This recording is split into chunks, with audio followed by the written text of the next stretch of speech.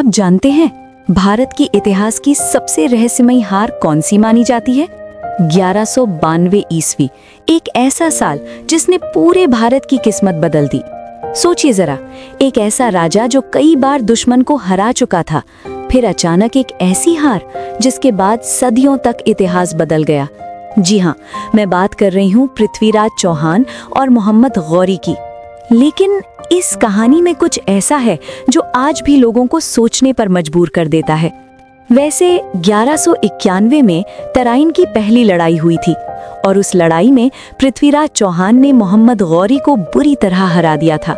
इतना कि कहते हैं गौरी को मैदान छोड़कर भागना पड़ा था। अब सोचिए, अगर कोई दुश्मन इतनी बुरी तरह हार जाए तो क्या वो इतनी जल्दी वापस हमला करेगा? लेकिन गौरी वापस आया और इस बार वो अकेला नहीं था।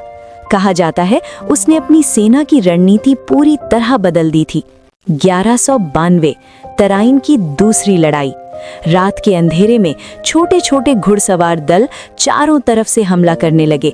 पृथ्वीराज की सेना हाथियों और भारी सैनिकों पर निर्भर थी और धीरे धीरे युद्ध का रुख बदलने लगा। फिर एक ऐसा पल आया जब इतिहास ने करवट ली।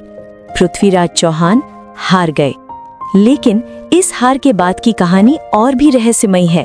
कुछ इतिहासकार कहते हैं पृथ्वीराज को बंदी बनाकर अफगानिस्तान ले जाया गया। और फिर कहानी आती है चंद बरदाई की।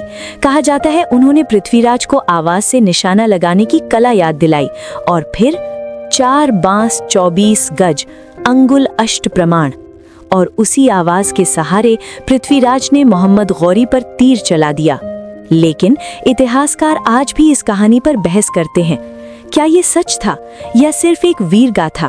क्योंकि असली सच्चाई शायद इतिहास के अंधेरे में आज भी छुपी हुई है। तो बताइए, आप क्या सोचते हैं?